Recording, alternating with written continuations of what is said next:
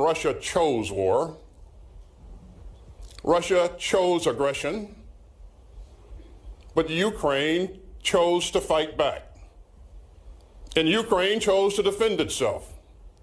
And the world came together to help. President Biden has rallied nations of goodwill, as he put it, to stand against the global politics of fear and coercion. And ever since Russia's all-out invasion of Ukraine on February 24th, countries from around the world have rallied behind some clear first principles. And those first principles are that countries don't get to invade their peaceful neighbors. Autocrats don't get to redraw borders by force.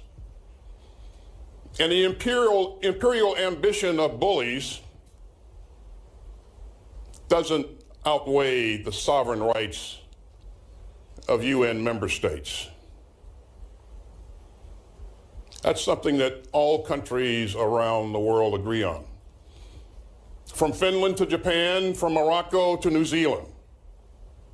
The outcome of the war in Ukraine will help determine the course of global security in this young century. And those of us in North America don't have the option of sitting this one out. Stability and prosperity on both sides of the Atlantic are at stake. You know, the U.S. trading relationship with the European Union is the largest in the world. So when an aggressor manufactures a huge security crisis in Europe, it hits home for everyday Americans and Canadians. When President Franklin Roosevelt visited Canada in 1938, he gave a speech at Queen's University, where Minister Anand would later study and teach law. But FDR said, quote, "We in the Americas are no longer a faraway continent, one whose security can stand isolated from conflicts across the seas."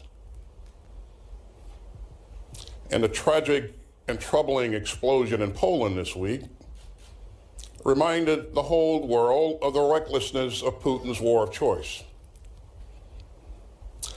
So today I'd like to talk about 4 reasons why Ukraine matters to all of us. First, Putin's war of choice is a direct threat to European security. Second, Russian aggression is a clear challenge to our NATO allies. Third, Russia's deliberate cruelty is an attack on our shared values and on the rules of law. And finally, Russia's invasion tears at the rules-based international order that keeps us all secure. So our support for Ukraine's self-defense is an investment in our own security and prosperity as well. But first, let's be clear. Putin's invasion has caused the worst crisis in American security since the end of the Second World War. You know, Putin tried to conquer the largest country in Europe outside of his own. And a member of the UN Security Council tried to deny democracy to more than 43 million people. So that's why our recently released national defense strategy calls out Russia as an acute threat. And Russia's neighbors in Europe have watched its aggression with rising alarm. They fully understand that February 24th changed the world.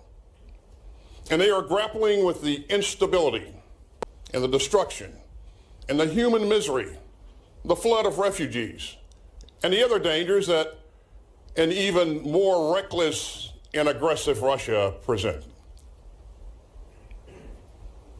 Yet we've seen an incredible response from our friends in Europe as well as others all around the globe. Allies and partners have raced to bolster Ukraine's air defenses. They've pushed hard to train Ukrainian troops on new defensive systems. They've provided thousands of UAV systems, more than 3,000 anti-tank systems, and vast amounts of ammunition. and they've rushed to invest in their own industrial production to meet their security needs, even while giving Ukraine the capabilities to defend itself in the hard months and years ahead. Now that brings me to my second reason why Ukraine matters. Russia's invasion of Ukraine has posed an historic challenge to our NATO allies, including Canada. We've updated our posture to ensure that NATO's defense and deterrence are ready for the dangers ahead. In the words of my good friend and colleague, Secretary General Stoltenberg, NATO's purpose is, quote, to prevent war and preserve peace. And NATO has done this for 70 years. And the foundation of this great defensive alliance is Article 5 of the North Atlantic Treaty.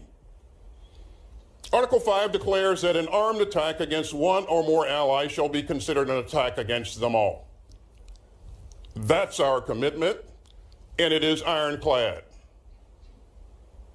As the National Defense Strategy says, we'll continue to focus on deterring Russian attacks on our NATO allies and reinforcing our treaty commitments, and we'll work with our outstanding allies to increase interoperability and to share intelligence and to improve our resilience against attack and coercion.